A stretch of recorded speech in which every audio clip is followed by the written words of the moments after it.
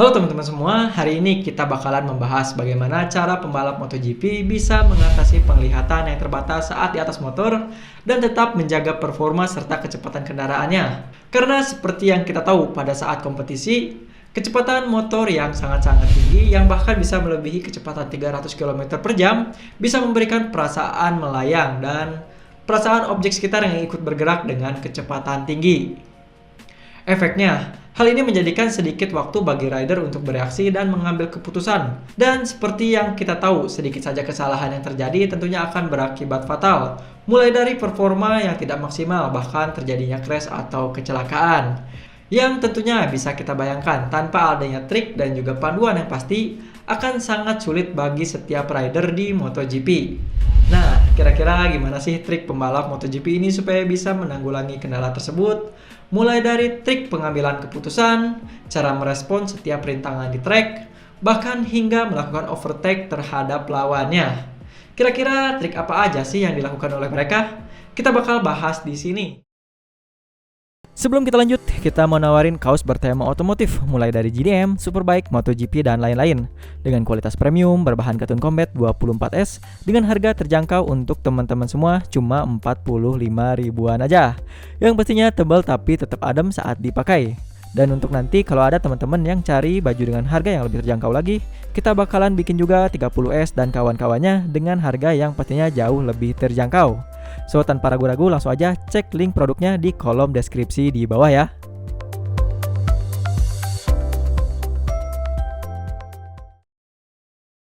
Trik yang pertama, mereka tidak fokus dengan apa yang ada di dekat mereka, melainkan fokus mereka itu udah sangat-sangat jauh ke poin-poin penting di depannya untuk melihat setiap sign yang terdapat di sekitar sirkuit. Contohnya, referensi yang mereka lihat itu adalah garis putih di pinggir sirkuit sebagai titik pengereman yang sudah diperhatikan dari jarak yang sangat jauh, lalu curves yang di pinggir lintasan, dan lain sebagainya.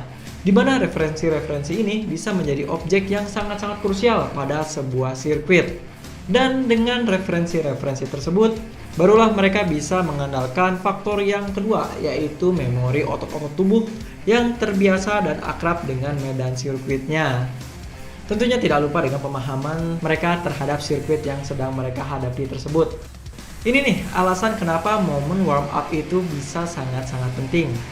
Dan dengan faktor tadi yang baru kita sebutkan, referensi, memori otot tubuh yang sudah terbiasa, serta pengetahuan dan juga ingatan yang mendalam mengenai track yang mereka hadapi, barulah mereka bisa menentukan racing line terbaik yang paling efektif menurut penilaian mereka sebagai rider MotoGP. Dan seiring dengan berjalannya kompetisi, pembalap juga akan kembali mengembangkan pemahamannya agar bisa meningkatkan efisiensi waktu di setiap lap berikutnya agar selalu mendapatkan racing line yang lebih baik. Tapi nggak hanya sampai di sana. Pada saat proses kompetisi tentunya mereka juga akan mendapatkan tantangan lain yang akan mereka hadapi. Tentunya karena ini adalah kompetisi, mereka juga harus bersaing dengan pembalap-pembalap yang lainnya. Mereka harus bisa menyalip dan tentunya sambil memblok racing line dengan tujuan mengurangi konsentrasi lawannya. Pada momen ini tentunya bisa memberikan feel yang menyenangkan bagi sang penyalip, karena bisa membuat analisis yang jelas mengenai pembalap di depannya. Berbeda halnya dengan rider yang disalip nih, karena pada kondisi ini merekalah yang berada di kondisi yang sulit. Hal ini dikarenakan kecepatan yang sangat tinggi dan suara motor yang sangat kencang membuat rider yang di depannya tidak bisa mendengar suara dari arah belakang motor mereka. Tentunya dengan momen seperti ini tanpa disadari lawannya tiba-tiba sudah berada di depannya. Jadi kalau kita lihat posisi yang disalip itu lebih berat daripada posisi yang menyalip.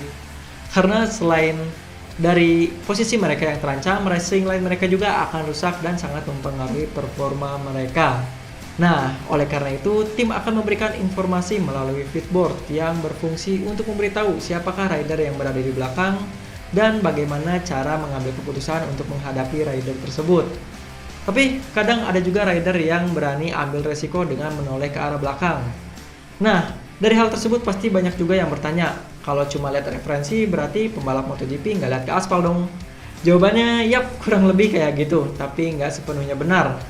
Karena kecepatan yang sangat tinggi dan juga reaksi kendaraan yang sangat agresif, Maka pembalap nggak bisa hanya berpatokan dengan melihat kondisi aspal aja, melainkan mereka juga dituntut untuk meningkatkan kepekaan terhadap reaksi ban, suspensi, tekanan udara, dan lain-lain. Jadi untuk teman-teman yang sering greget nih kalau lihat MotoGP, kalau nonton MotoGP dan ngerasa bisa bawa motor lebih cepat kalau terjun langsung, kayaknya harus dipikir-pikir lagi. Karena balapan MotoGP bukan mengenai seberapa besar nyali kita sebagai rider ataupun seberapa besar tenaga mesin motor kita.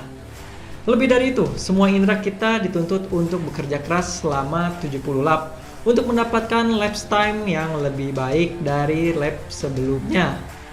Selain itu juga respon dari ban, suspensi, dan juga lain-lainnya tadi juga akan diolah kembali oleh tim agar dapat memaksimalkan performa kendaraan.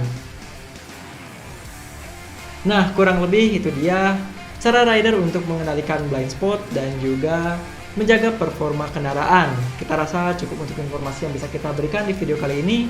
Seperti biasa, jika di antara teman-teman ada yang mau bertanya, memberikan kritik dan juga saran, serta pertanyaan, langsung aja diskusi di kolom komentar di bawah sebanyak-banyaknya.